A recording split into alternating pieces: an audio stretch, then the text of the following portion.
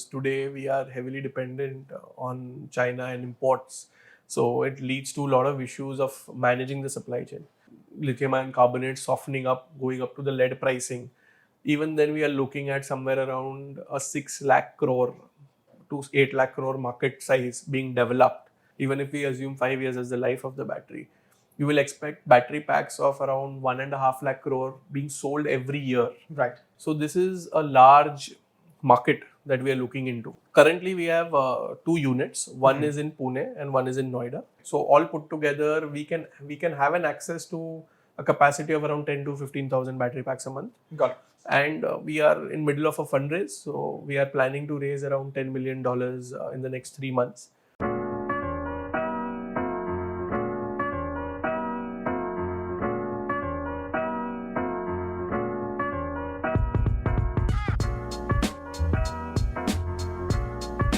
Hey guys, welcome to the latest episode of the Indian Market Story. We're here with a very, very interesting guest, Mr. Pratik Kamdar, the co-founder and CEO of Neuron Energy, a battery manufacturing company. But it's been a very interesting journey for you from a family business in real estate to battery manufacturing. So why don't you introduce yourself to the viewers a little bit? We'd really love to hear more about your personal journey and how you got into being a battery manufacturer. So my name is Pratik Kamdar. I co-founded Neuron Energy in the year 2018. I did my Masters in Finance from UIUC. Before that, I did my MBA in Technology from NMIMS, where I studied technology and integration of technology with finance. I followed that up with Masters in Finance course in UIUC, where I was there a couple of years studying corporate finance and asset management. Moved from UIUC back to India, worked for a year with Jones Lang LaSalle, which is into real estate consulting. Moved into family business, which was into real estate development up until 2018. Since 2016-17, I had been looking at alternative businesses along with real estate. And at that point of time, we were discussing about clean tech in solar, waste management, LEDs, and multiple other things. And accidentally we came across a person who had a factory in Pune and who was manufacturing lead acid batteries for electric forklifts and electric golf carts. So both the use cases have been present in India in the electric mobility ecosystem for the last 20-25 years.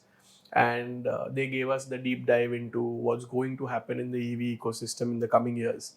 Back then, electric two-wheelers, electric three-wheelers were scarce, and I think there were only 50,000 or 80,000 electric two-wheelers in India back then in 2018.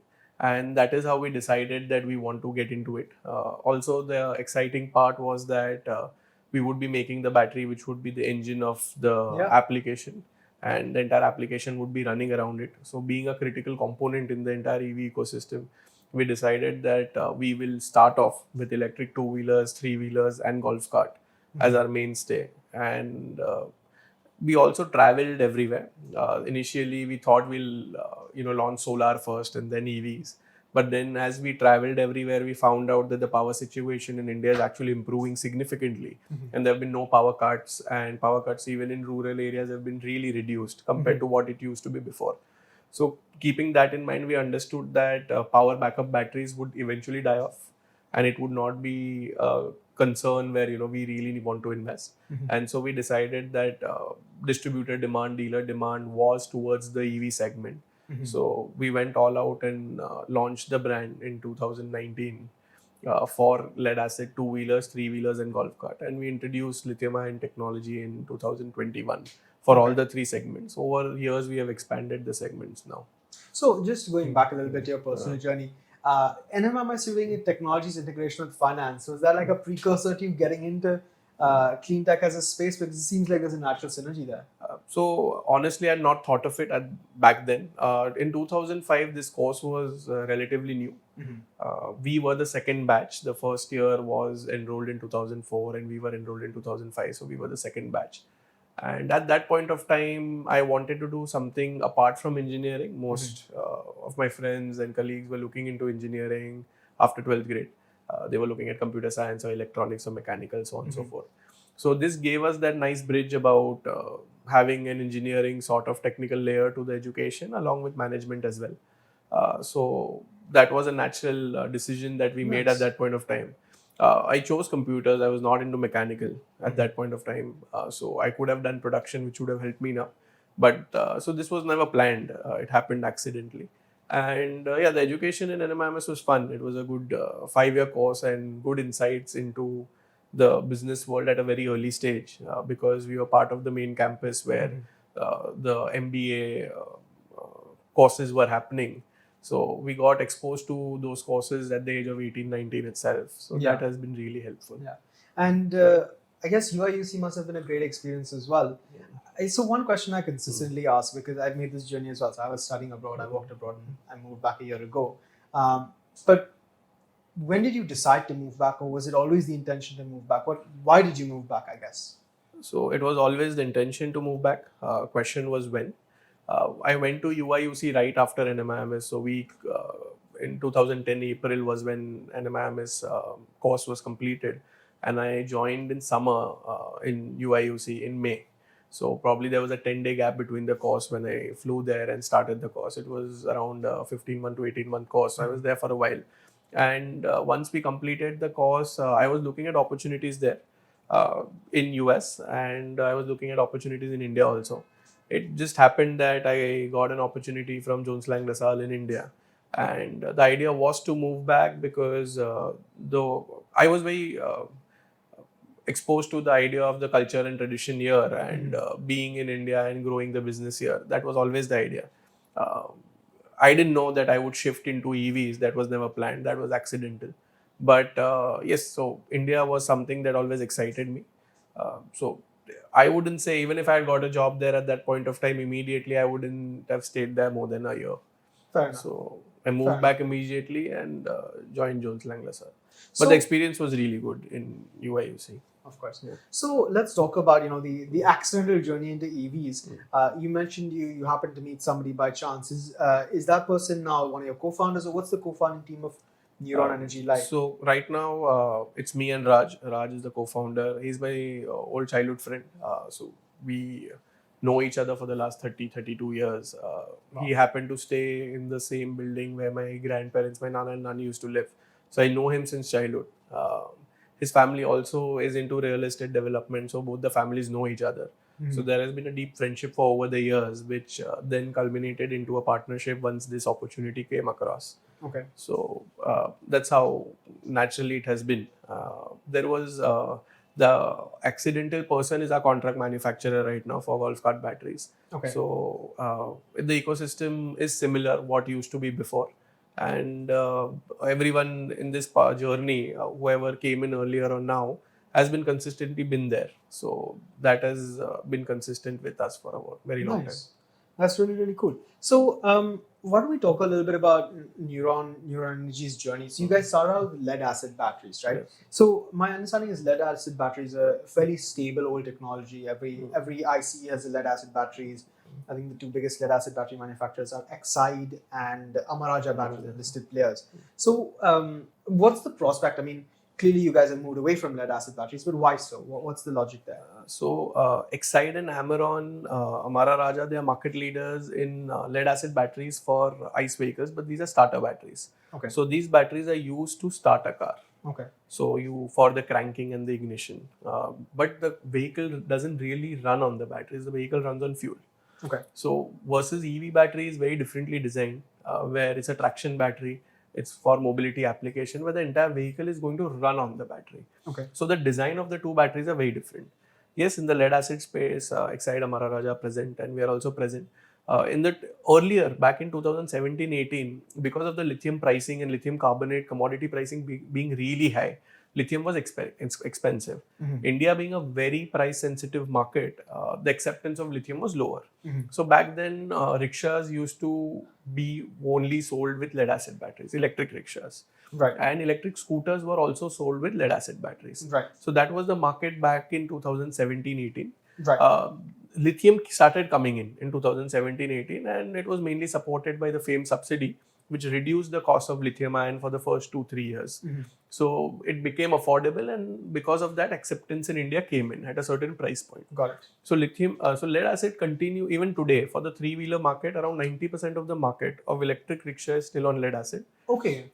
With lithium carbonate pricing for pack level coming down from $140 to around $100 right now per battery pack, and we expect that to touch $80 to $75. Okay. Once it closes around $80, there will be a price parity between lead acid and lithium ion, and that is where we expect the electric three-wheeler market to shift completely from lead acid to lithium ion. Got it.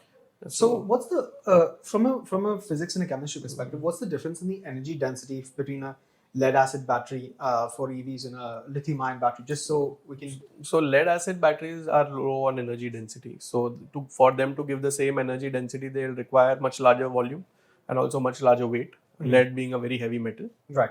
In lithium ion, you have various chemistries. You have LFP chemistry, NMC chemistry.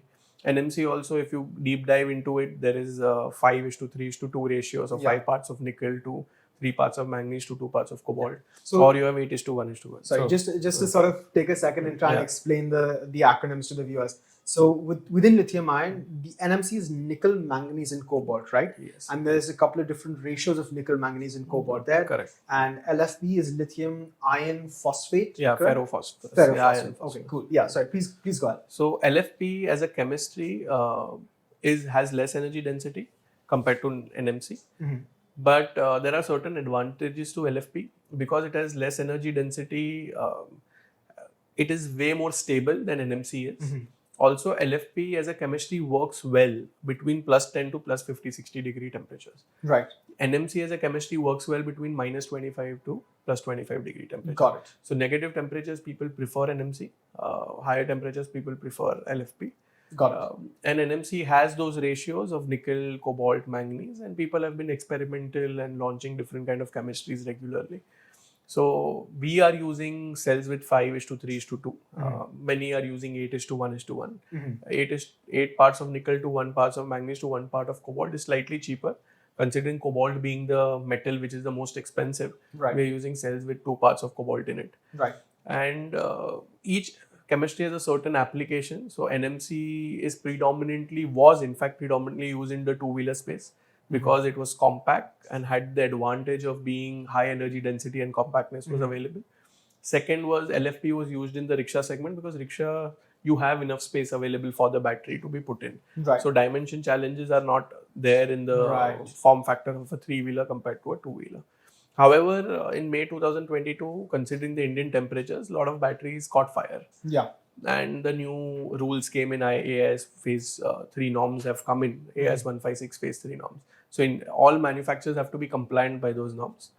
And now people have been shifting to LFP significantly compared to before because of those fires, and they're realizing that NMC is not as conducive in the Indian environment as LFP is. So even when you compare the lithium iron phosphates and the lithium manganese cobalt, how big of a problem is the cobalt supply chain? Because I understand that comes from really difficult places in Africa, and it's quite controlled by the Chinese. So there is an issue with the supply chain of cobalt and nickel, and it will continue to remain so. However, the overall trend of the market is a shift from NMC to LFP. India is shifting drastically. So earlier we used to do 90% NMC for two-wheelers and 10% LFP.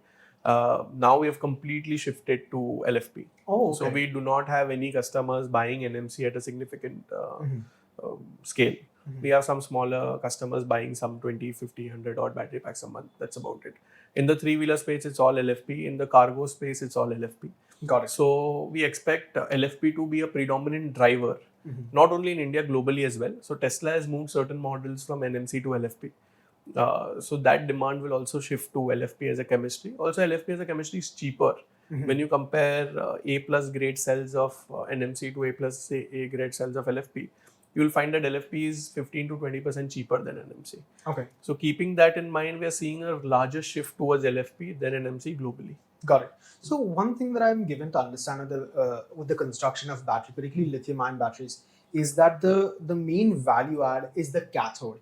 Is my understanding of the situation correct? So when we talk about these battery chemistries, just again to break it down for the viewers, you have the anode, the cathode, the electrolyte, and the separator. And when we talk about the battery chemistries being lithium, nickel, manganese, cobalt, or lithium iron phosphates, we're talking about the cathode primarily, not the anode, which is largely graphite. Correct. So my understanding in the situation is that the Chinese have quite a substantial monopoly on the cathode production because of maybe supply chains or technology. But why is that the case, and how much of a problem is that? So currently, if you see, so this is not related to the battery, this is related to the cell. So a battery pack has multiple cells that we connect in series and parallel to give a certain output, Right. which the entire battery pack serves. When we talk about a certain cell, the cell is broken down further into a cathode or an Right. anode and an electrolyte. So cell manufacturing today, India does not have any cell manufacturing. In fact, globally, if you see the total supply of cell manufacturing, predominantly does come from China. And China does have long contracts with mines which supply nickel, manganese, or cobalt for their supply chain. These mines are based out of Africa, Congo, South America. Yeah. Recently, India has also signed up for a mine in Argentina for supply of certain chemicals. I'm not aware which mineral it is, but these metals will be extracted. But yes, today predominantly we are dependent on China and Chinese manufacturing for cells to serve the entire EV industry. We expect cell manufacturing to come into India in the next 24 months to 36 months. There have been large projects announced by many corporates. Exide has announced, Ola has announced that they will be backward integrating into cell manufacturing. So many players have announced those projects. They will have to do contracts for supply of raw materials, and they'll also have to do forward integration with other players. For Ola, that does not remain a challenge considering they are completely forward integrated. So this we will see cell manufacturing coming into India significantly in the next 2 to 3 years. Yeah.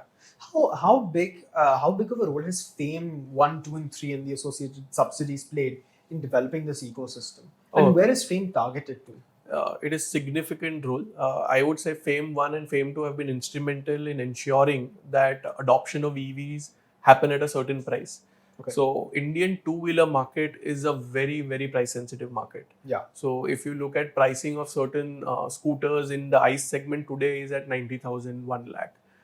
10, 15 years ago, they were at 50, 60,000. Yeah. So they have really not moved up, although the power of consumption has moved up. Yeah. So it's a very price-sensitive market. So the electric two-wheelers today are not only competing with ICE vehicles, they are also competing with other electric two-wheelers. Right. So they have to maintain a certain price parity for adoption to happen.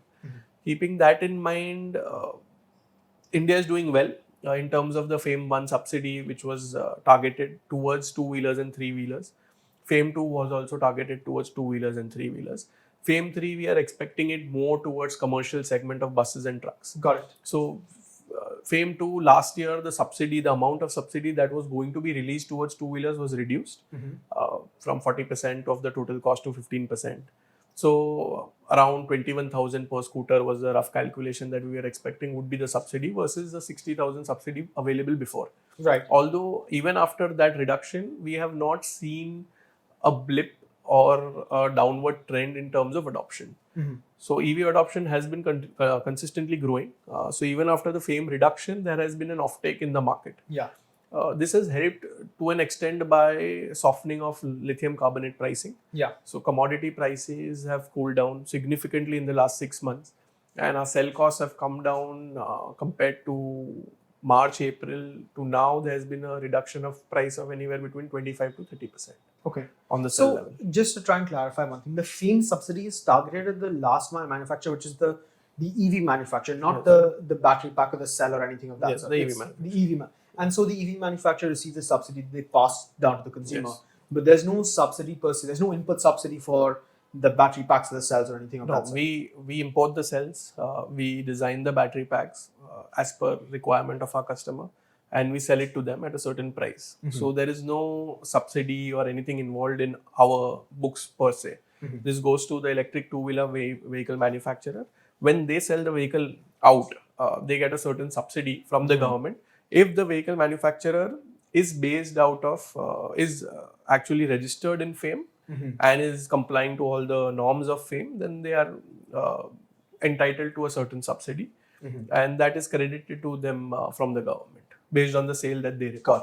Got you. So we were talking about the softening of commodity prices and how that's played a role in improving the cost economics of batteries. From an India perspective, a while back, there was a lot of news flow around lithium discoveries in Jammu and Kashmir. Is that going to play a role in the next decade to improve the battery supply chain in India, or is this a lot of smoke and No, it will improve significantly because today we are heavily dependent on China and imports. So it leads to a lot of issues of managing the supply chain. Sometimes we have certain containers being stacked up at the port together because the manufacturer actually has sent out material for 90 days together, and that leads to a lot of mess of working capital requirements versus you have a commodity available locally for the cell manufacturers, and we as battery pack assemblers can buy the cells locally, will ensure that our working capital requirements reduce significantly uh, for doing the business. Second is the quality checks can be in place, the warranties can be in place. So this gives a better control environment for everyone to operate. We expect this ecosystem to be developed over time. So Okay. if you see lead, for example, 99% of the lead that is used today is recycled lead. yeah. So smelters take back the batteries, they recycle the lead, they send the lead to the lead manufacturing companies, they use the lead to make the lead plates and the batteries from there on. Right. So that entire ecosystem is balanced and developed. In lithium ion, we are making that ecosystem right now. So by 2030, we expect all three segments of the ecosystem to be developed. One segment being the cell manufacturing, which has raw materials, is the metals. Then the cells will be sold to battery pack assemblers. For them, the raw material is a cell. And third will be the recyclers. Recycling has come in a large manner, where the battery packs, after their life is over, will be taken in by the recyclers, and they will recover all the metals from the recycling and sell it back to the cell manufacturers. Gotcha. So this entire ecosystem will take time to be developed. Okay. We expect that to an extent come in by 2030. Okay. So let's talk about, going forward from here to talk about what we expect to happen by 2030. Can you give a sense of the figures in terms of capacity that the country needs for cell manufacturing, battery pack manufacturing, and recycling, and where we are currently? So if you look at the total market size, in India is the largest two-wheeler market in the world. So we have around 18 crore two-wheelers in India today. And out of that, approximately 15 lakhs to 18 lakhs pushing it would be, including registered, unregistered, would be electric.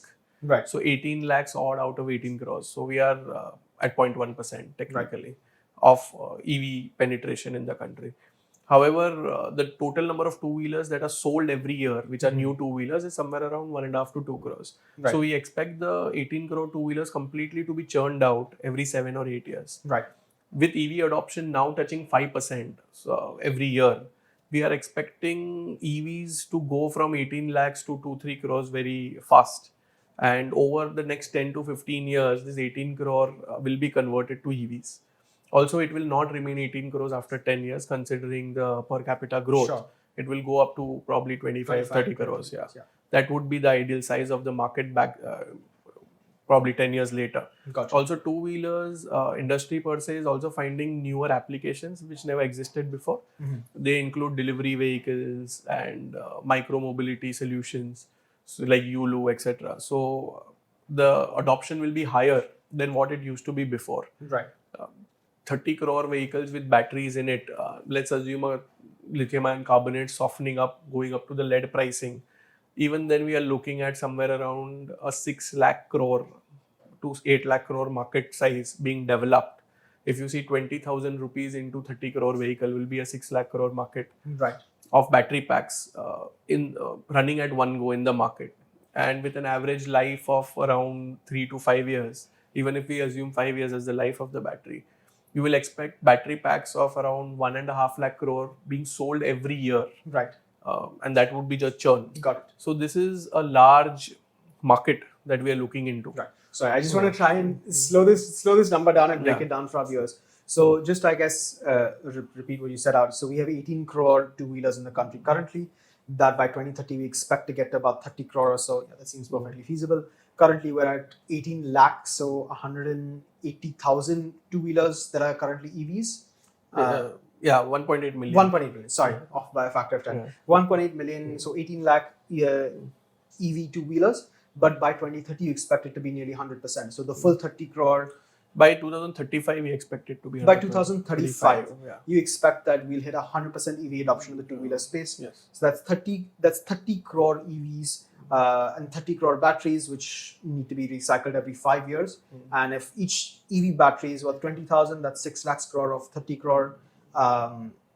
Of that's 6 lakh crores worth of batteries on 30 crore vehicles, Yes. which means 1.5 lakh crores of batteries Being purchased every year. Okay. This Cool. is only two-wheeler. So Yeah, and when we're then not- we are not touching other things. This is where the penetration will be the fastest in this segment. Then we come to three-wheelers where it's growing rapidly now.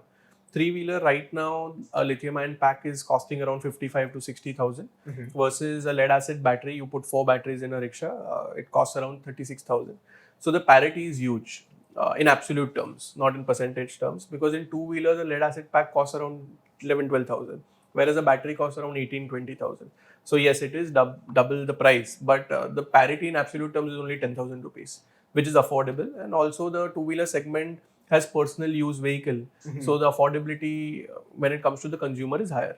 When it comes to the commercial segment of electric rickshaws, the consumption is lower and the parity is around 24,000 rupees in price between lead acid and lithium, which is fairly large for a rickshaw driver to put in just for a newer technology right now. Got it. So we expect this to soften up as the lithium pricing from 55-60,000 moves towards 40.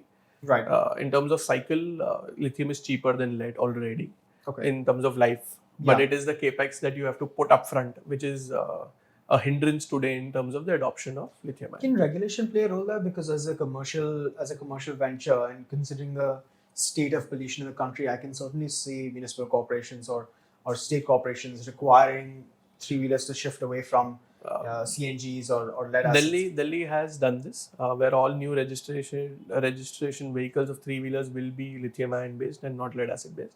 Okay. However, there is an issue there. The reason is that let's assume a three-wheeler with a lithium-ion battery. Lithium-ion battery costs around 55,000 to 60,000. It will take a three-wheeler battery will last 4 to 5 years. So in essence, you're paying 12,000 a year. Sure. Versus a lead acid battery where you are spending 36,000 rupees and it will die out every 15 months.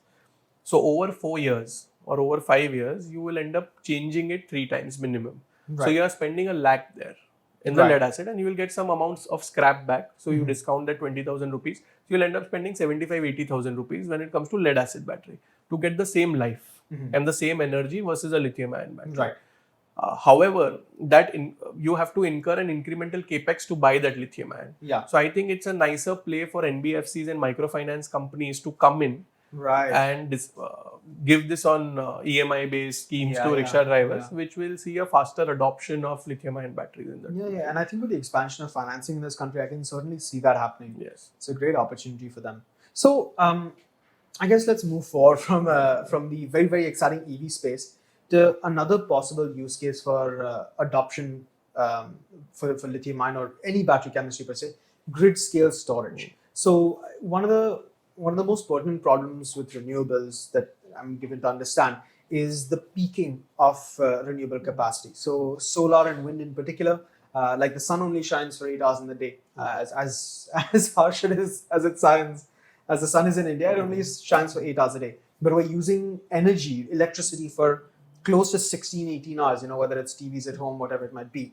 And so a lot of fossil fuels are still being used for the non-peak hours to service that electricity demand. But the use case is obviously build more solar power plants, store that energy in batteries, use that through the year. So what's the economics and the reality of that use case coming to life? So significantly, India's solar adoption is on the rise.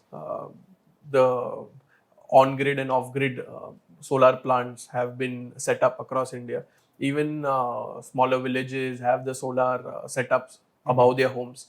So currently, Neuron has not ventured into the UPS or the grid storage segment, but we expect to enter this segment, or we expect to bring models for this segment probably 2 years from now. Somewhere around 2025 is where we expect this segment to hit critical mass or increase adoption. Currently, the demand comes from smaller solar requirements such as electric lamps, solar lanterns and weighing machines, etc. in the power backup segment. However, data centers is on a rise where we expect a huge use case for lithium-ion batteries for the data center requirements for power backup. And grid storage for the entire solar setup would be another application that we expect to be merged. The idea is that the battery cells that we use, EV grade cells, after the life of this battery is completed, we can reuse the same cells and make batteries for power backup application. Because for power backup application, the current is very low. Okay. For certain telecom towers, we have seen the current as low as 2 amperes and 5 amperes versus an EV vehicle, even a two-wheeler will be 50 amps. A three-wheeler will be 100, a cargo vehicle will be 400, 500 amperes. So keeping that in mind, the current requirement is very low. Second is that it will be just used when it is required to be used. So it's a just-in-case battery requirement. So we expect this repurpose business where you repurpose the cells. So it's raw material for free, which we'll be collecting back through a network, and then using the same cells which we had made the EV battery with to make a solar battery or power backup battery and sell it there, where it can easily run for another 3 to 5 years before recycling it. So that is a segment where we are looking huge demand to come in. But this phase for our company at least will be between 2025 to 28. Right now, we are completely focused on building applications around the EV ecosystem. Got it. So just I want to try and simplify this topic a little bit, try and understand a little bit better. So once batteries, lithium-ion cells are done with their EV life cycle, they can move on to the grid-scale storage life cycle. And if I understand what you're saying correctly, it's because the charging-discharging cycles for these cells are a lot lower, and the current requirement to extract from these cells is a lot lower. Yes. So the current requirement is a lot lower compared to an EV powertrain. Got it. So the same cells, which are 3C capacity discharge cells, which we use for EVs, in the second life can be used for solar application. Got it. It need not be for critical grid storage application, but for solar lights, solar lamps, all those applications it can be used. We are seeing certain bulbs also come in with power backup now. So a couple of brands have launched those bulbs with power backup. Here we can use the repurposed cells to give that power because the current requirement is really low. So even in the second life, an EV cell will be able to provide far better current requirements than what the application really requires. So I guess looking forward into the future of EV cells, one thing that crops up in my research is the use of, currently we're using lithium-ion cells. The next wave, from what I understand, is sodium-ion cells. Is that a reality or is that just not No, it's a reality. In fact, we have imported certain sodium-ion cells. We are under testing phase. We are going to launch a 6 kilowatt-hour battery pack for electric three-wheeler market with sodium-ion cells. So it is already a reality. We are still in testing phase for it. LFP and NMC is at a commercial level that we have gone out with. Another chemistry that has come up is LMFP. That is lithium manganese ferrophosphorus, wherein it is a spread between LFP and NMC. So it gives the energy density of slightly more energy density than LFP, slightly less energy density than NMC. However, at the same time, it's stable. It will not catch fire. That is second. And the third thing is there's a big disadvantage of LFP being very voluminous. So LMFP has the dimensional capabilities of NMC, being compact. So it has taken the advantages of two. From a cost perspective, where does it sit? Is it closer to NMC or LFP? It's between. Okay. So it's sort of your middle house of everything. Yes. Okay. So we are looking at it, we are testing it. We are not sure how it will perform in the Indian conditions. Okay. So we are doing temperature testing, terrain testing, multiple other things, and how they will perform life cycle tests. Got it. So this chemistry might find certain applications in the two-wheeler space coming forward. Second is the solid state battery having a use case. Solid state earlier was very expensive. So what is a solid state battery? So a solid state battery does not have an electrolyte. Okay. So they are using aluminium and multiple other metals. So the thermal runaway, the fire really happens from the electrolyte heating up. Right. So that being absent in the solid state battery ensures that the fire risk is virtually zero. Okay. So that will have a huge application and adoption coming into the next 5-7 years. The reason why solid state was not preferred earlier was because of the price. But with the lithium carbonate pricing softening, and if it continues to soften further, we expect solid state to come in for certain applications. Maybe for higher current requirement applications, people might shift to solid state first, then smaller two-wheeler, three-wheeler applications. Understood. So what does the future of Neuron Energy look like? I mean, there's so many battery chemistries available and the ecosystem is growing so rapidly. You guys are going to continue to be a battery pack manufacturer. You're moving into cells, recycling. Do talk us through that. We have not thought through the next 10 years, 15 years, what will happen. But for the next 3 to 4 years, we are focusing on being a battery pack player, a battery pack assembler, which will have good designs and good products for all kind of EV applications. So right now we have products for electric two-wheeler segment. We have products for electric three-wheeler, electric golf cart, critical applications like drone, which we are looking to expand in the next year and the year after that significantly. So drone is a big focus for our company in the next 2 years, and we expect large volumes to come out from the drone segment. Electric forklift is what we are specializing in, but it's a niche, smaller segment that we are looking at. So this is the gambit of product portfolio. Even electric floor cleaning machines, we have batteries for, but it's a smaller segment. So this is the gambit of electric battery packs that we are doing now. We expect to go into commercial trucks and buses and four-wheelers in the next 2 years, 24 months. That is the gradual jump that we are looking at in terms of scale, in terms of setting up the plant. After that, we might get into UPS and solar and expand there, again in the battery pack space. Once we have that critical mass of a revenue of around 3,000 crores, 5,000 crores in battery pack, that is where we'll have significant access to cells coming back to us. Right. Where we will be setting up a repurposed division where we'll use those cells and sell in solar and multiple other companies, which will be through our captive network of battery pack sales. And at that point, we may look at backward integrating into cells or something else. Or right now, we have collaborated for the BMS technology, but maybe later on we might develop it in-house. But right now, we don't know what to bet on when it comes to cells. BMS technology is battery management systems, right? Yes. Yeah. So BMS is a critical part of the mind in the battery pack, which governs the cell is the power and the BMS is the mind, which controls the power, the output, input, and how the power should be regulated. So it is a critical algorithm which governs the entire battery pack. Right now we have collaborated and we have our designs and inputs there, but we are not making it in-house. Maybe if in the future we might take that function in-house and make our own BMS. Cell manufacturing, we don't know what chemistry to bet on currently. Earlier, India was on NMC and now it's shifted to LFP.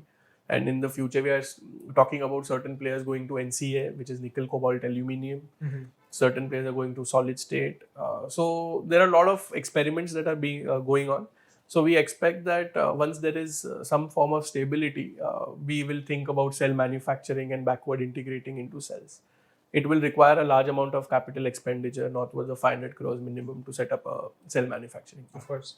So currently, you guys are setting up a lithium-ion battery pack assembly plant, right, outside Pune. Currently, we have 2 units. One is in Pune and one is in Noida. Both the units are contract manufactured for Neuron. So the units are owned by another company and they contract manufacture for Neuron from both the plants. Right. The capacity is leased at both the plants under an agreement. So both are doing lithium-ion. Lithium-ion, NMC and LFP. Not the entire capacity, but a certain amount of capacity that we require has been leased with them under an agreement. The raw materials, the cells we require, the BMS we require, everything is procured by Neuron. Currently, we are setting up a plant in Delhi, which will be an electric two-wheeler manufacturing, battery pack manufacturing plant for a dedicated player. So we call it the in-plant model, where the factory is set up inside the two-wheeler manufacturer's plant to ensure that there is just-in-time battery pack manufacturing for the two-wheeler, electric two-wheeler. And this plant should be up and running, commissioned in March. So we expect production to be out from April. And it will be for a dedicated two-wheeler. So we will not be manufacturing battery packs from here for any other customer. Got it. And we are in middle of a fundraise. So we are planning to raise around $10 million in the next 3 months. Once this fundraise is completed, a certain proceed from this fundraise up to $2.5-3 million will be used to set up a large captive plant in Pune, which will take care of other customers.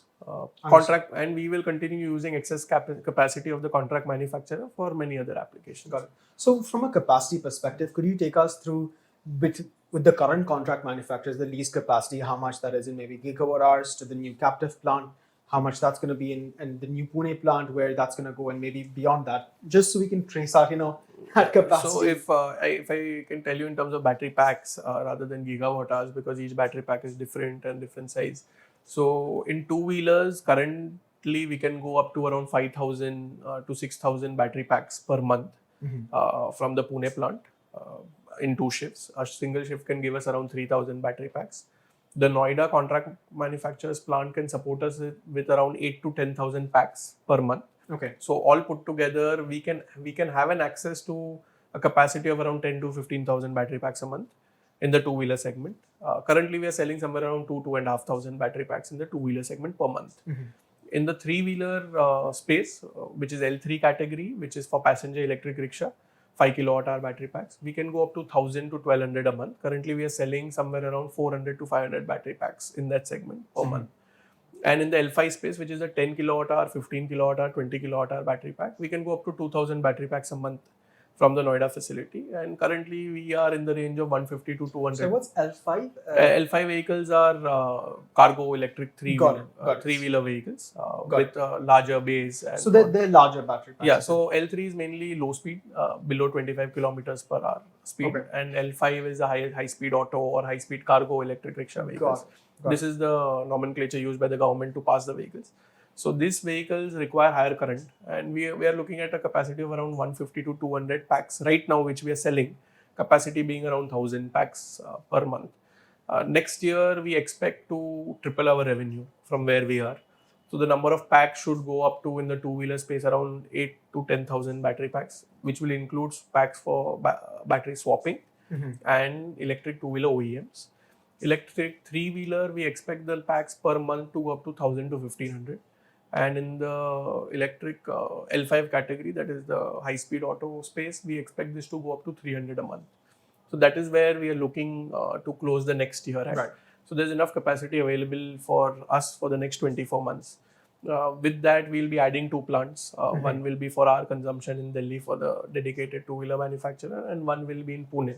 So this would suffice our growth up to 1,000 odd crores in revenue for within the next 4 to 5 years. Nice. That's a incredible, man. It's a It's been a challenging journey. The numbers are good, but the industry is very challenging. Yeah. I can imagine. So, I mean, I'm trying to do a somewhat similar journey to you. I'm trying to be an entrepreneur as well. I'm very, very early, doing something very different to you. But for me and for other entrepreneurs, do you want to share some of your learnings and challenges through this 5-year journey? I think it's been now. Yeah, it's been 5 years. Neuron is 5 years old now. So this year we should clock a revenue of around in the range of around 70 to 80 crores. So we moved for the first year was 2 crores, and now we are at 80, and next year we are targeting 200 to 20 crores. So in this journey, there have been many things. Our challenges were way different than what other entrepreneurs will face in the industries or whatever businesses they choose. Our challenges were different because we chose an industry which was new. The industry was supported by government subsidies. So we were definitely significantly relied upon government policies to remain consistent and stable, to ensure that demand fluctuation and demand does not fluctuate, or overnight we don't really need to change the product type. On the supply side, we are depending on China. We don't have anything in India currently. On the demand side, for demand to be consistent, we are relying on government policies and FAME subsidies to be continuously on to ensure that there is adoption. Yeah. On the product and technology side, we all are experimenting in terms of making the product better and ensuring that there's stability, there is life. So it was a completely different journey compared to what others will go through. So we, at every 4 months or 6 months of this business, we felt that we will shut down, or things are not going right, because there were many ups and downs. Suddenly we see a swing of demand coming in, and suddenly some rules have been changed which leads to no demand, or probably for 4 months, 6 months. Last February, I think our revenue was 0 in a particular month, randomly. With the month before that was around 3 crores. So keeping that in mind, there has been significant amount of fluctuations.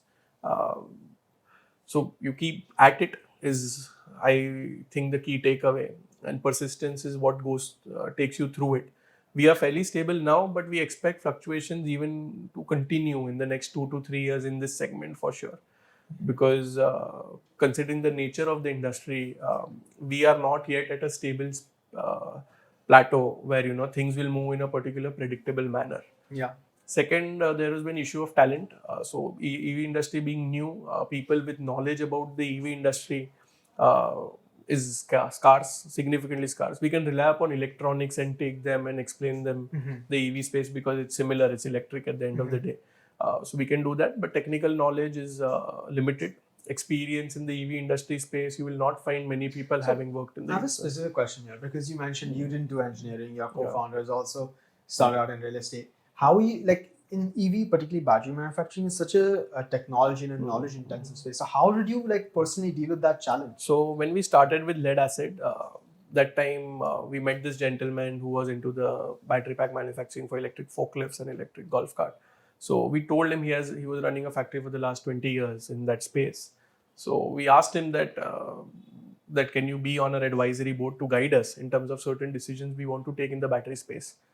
Battery technology changing does not change the nature of the product it is. So he told us that irrespective whatever happens with the battery is not an aesthetic product. At the end of the day, the main thing with the battery is it should function. So you will never ever see a battery and get excited that, oh, the battery looks good or bad. At the end of the day, it's not going to be seen, it's going to be a part of a vehicle, it's a component. But however, if it doesn't perform well, you'll feel it, that the battery is not performing well because it's riding the vehicle and it's powering the vehicle. So keeping that in mind, we ensured that the quality should be very good, and certain decisions about chemistries and the way we designed the battery pack came from that thesis that this is the quality we want to give in the market. We were the first in India to introduce a microprocessor based BMS, which no one was using. We were the first in India to bet on LFP as a chemistry for two-wheelers, where the entire market was in NMC. So this came from an advisory board that we created, which has three gentlemen, Mr. Chandrasekhar Rajgopalan, who was the ex-president of SL Group and a CFO of Reliance Petrochemicals, and Mr. Ramki Subramaniam, who's the managing director of Dow Mobility in USA, and he lectures in and around the battery space and the technology space, and Mr. Rajesh Natarajan, who runs a lead acid manufacturing plant in Pune in the battery space since the last 30 years. So creating this advisory board helped us understand and take decisions in terms of how to predict what technology will work and what to bet on, and also design the battery pack in terms of what we should design it for. So we really struggled initially because our battery pack was really expensive with the smart BMS, remote assistance, Bluetooth repair. So battery pack industry is not a product industry, it's a service industry. So your product should have serviceability across wherever it's sold. Right. So the vehicle may be sold in Assam, may be sold in Chennai, may be sold in Kashmir, you don't know where it will go. So you need service points everywhere. Lithium ion being a new segment did not have serviceability at all.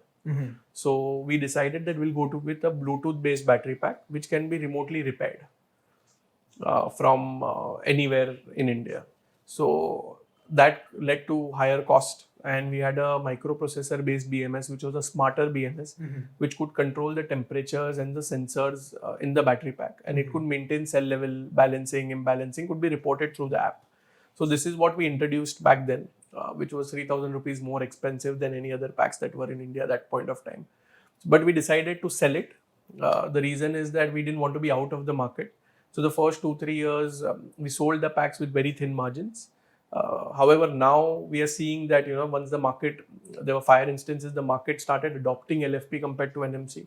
And with the AIS phase 3 norms coming in, government made it mandatory for the smart BMS to be used rather than a basic BMS, MOSFET based. Got it. So with that rule coming in, the pricing automatically went up, and our product found a place in the market. So that's been driving the growth in the last 2-3 years. That's really interesting, man. What an incredible journey, dude! Like it's been exciting, but it has been up and down significantly. Of course, but I truly wish you all the best, man. I think you guys are doing something really incredible, and I want to wish you the absolute best of luck. And hopefully maybe 1 year down the line, once your Pune factory is set up and the captive plant is set up in Delhi as well, we'll check back in a year and talk about how you tripled your revenue. We are looking forward to it. We are confident we'll do it, but we need all the luck possible to get it done. Of course. Thank you so much for coming on the podcast. It's been a fantastic conversation. I'm sure there's been incredible insight for anybody that's an investor in the EV space, who wants to get into the EV space, and who's just interested in this subject as well. And thank you so much for coming on. Thank you for having me.